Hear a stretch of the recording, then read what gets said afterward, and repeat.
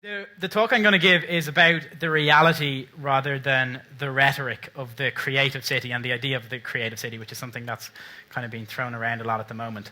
I suppose every idea and every endeavor and every project starts small. Some of them get big and some of them get really big. And I suppose actually the TEDtalks is probably a perfect example of something which I know it's about spreading ideas, but it's also an idea that's spread as a kind of way of doing things. But I think a creative city is not necessarily about the one specific idea that works. It's about a multiplicity of ideas that kind of, I guess they flavor the city in a way. If a city is bursting with lots of ideas and lots of creativity and lots of small things, it creates this environment where you're just kind of aware of the presence of all of these things, and it makes it a really inspiring place to live and to work, and there's a huge fulfillment from that. And often some of the most inspiring ideas, I think, are very relevant to like a specific people or a specific place or a specific time. They're not necessarily big, kind of global, changing everything at once. And they're not all permanent either. Something might be a solution for a year or for a couple of months. So they're quite transient. And I think that's perfectly normal. Things are supposed to happen, and then they become irrelevant, and then new things happen. It's the cycle, the way things, I think a lot of organizations stay existing beyond their requirements nowadays.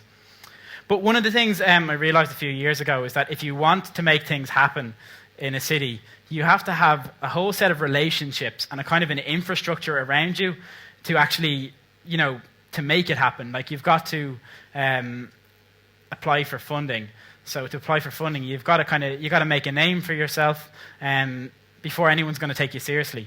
And to do all of this requires a range of skills, like quite a diverse range of skills. You've got to be articulate, you've got to be sociable, you've got to be good at filling out forms, and you've got to kind of know application vocabulary, which is a very specific and grueling thing. And I think as well, you've got to know, you got to have a head for general bureaucratic considerations like insurance. A lot of projects, people don't think about the insurance aspect of something, and you get to these jokes and it's just like it kills any spark you had, any enthusiasm you had when you have to look through all these forms. And if we think about this as well, like all these skills that I've talked about there, like a lot of people are creative geniuses and don't have any of those skills or don't have all of those skills. So think how much creativity is just wasted in a city just because someone doesn't have those particular skills. And we've all had bright ideas, and kind of went the first few steps towards making them happen, and then seeing the amount of paperwork or the insurance, as I mentioned, and then that's kind of been the end of that. It's happened to me with lots and lots of things. Notebooks full of ideas never happened. Last May, I made an application to the Arts Council for a modest amount of money, basically to pay rent and overheads on a physical space. So we applied for €20,000, and the reasoning we said we were looking for money to spend on rent rather than making a kind of a cultural product like a film or something like that was that basically Dublin is full of creative people.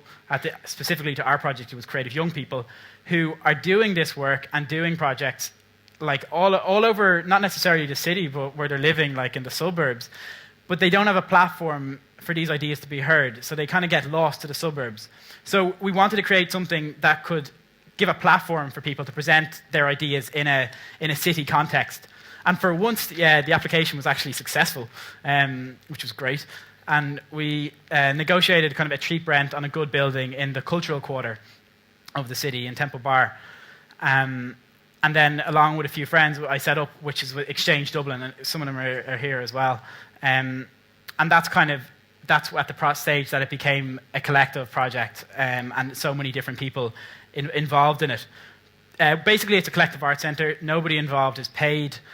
Decisions are made at a weekly open collective meeting, so anyone can go along and kind of get involved in the running of the space. And we use open space technology to make our decisions. And we try and do everything by consensus. So there is no one really running the space, which is great, and it's chaos as well.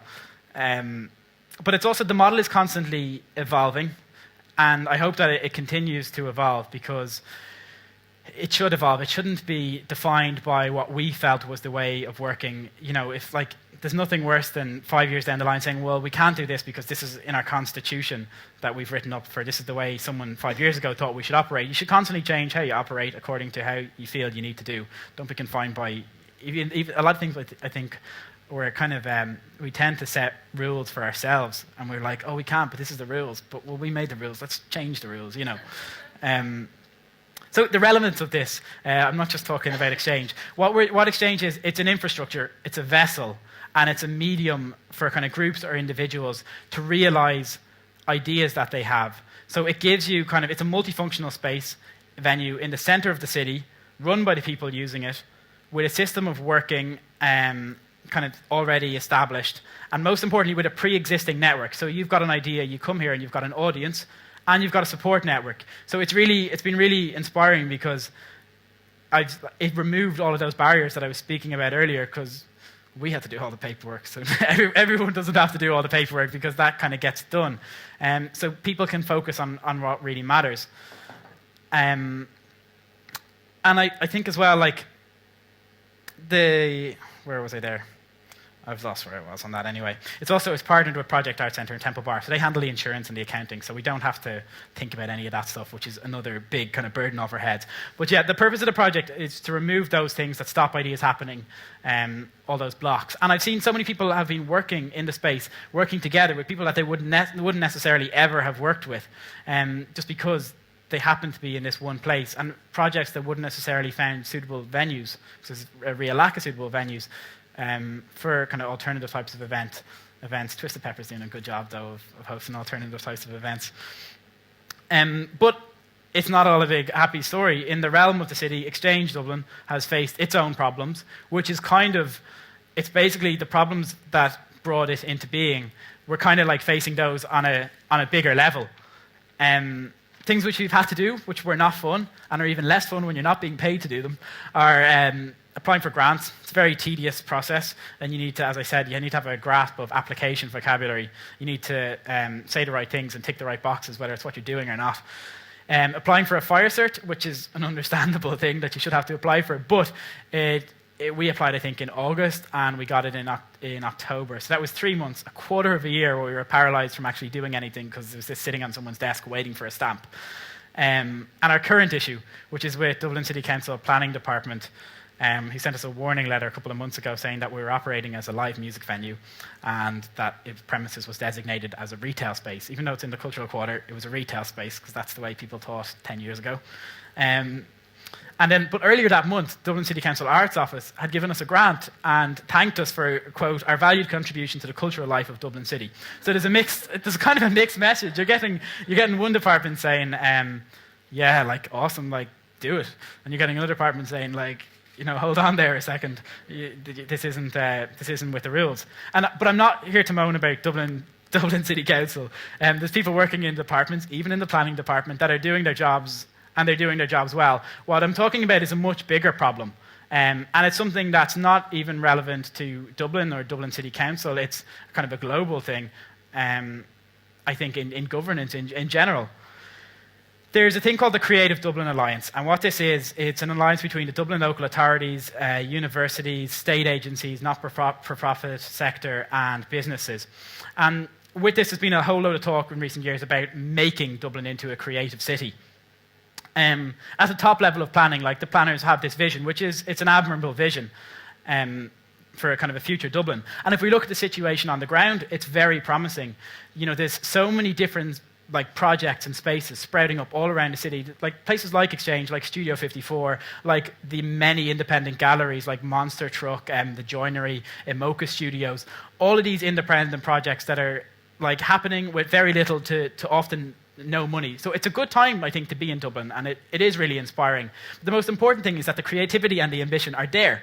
We don't need to manufacture them. What we need to do is we need to facilitate them and actually allow them to happen. The retail unit that Exchange is in now, it used to be a designer furniture store where you had to ring the bell to get in. And I'm told that they had a couch that was €50,000, which is more than double our funding.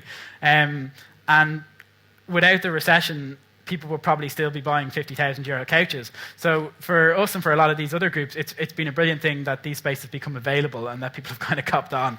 And what if you spill orange juice on a €50,000 couch? Like, you're screwed. So it's a good thing. So slowly but surely, this balance between cultural spaces and retail spaces is kind of evening out a bit. But unfortunately, many of these spaces are still considered retail. So it's great in the immediate. You can kind of get away with certain things. But in the long term, these spaces are all going to face the same problems that exchange faces, which rightly so, the planning department come and say, this isn't what you've got planning permission for. And if you want to apply for planning permission, it's not easy and it's not cheap and it's not fast. You've got to pay an architect to make an application for a change of use. And it all takes a lot of time and money, which often these projects don't have either of. They're very much of the moment and unfunded. And as I've mentioned, what stops creativity is the simple things. So there's application forms, requiring a certain vocabulary, insurance, planning applications, health and safety regulations, child protection regulations, event licenses. There's so many of these things that, like, by the time, if you get through all of them, like, any energy you had is just like zonked. It's just like, oh, God, what a way to like kill any creativity I had. And I found all of these things really frustrating, that you could put so much time and energy into something and then you just meet these hurdles and you get one hurdle after the next. It really wears you down, and it made me quite angry. And I was speaking to a man called Brendan Toohey, and he kind of helped me redirect my frustration towards a solution. He said, what can you do if you've fired the bullet and you've got an empty gun? He said, it's much better to have a loaded gun. Which I could explain the analogy more. I did. I think it's a really good analogy, actually. But here's the kind of solution that I thought about for this. If we create this kind of a designation, like a kind of a status, which would be kind of administered by, I guess, a department within something like the City Council, set up specifically for this. So call the status Category A. And if you're an organisation or a project that's working on little or no money, you apply for Category A status, and if you get this Category A status, you don't have to fill out any more forms within reason.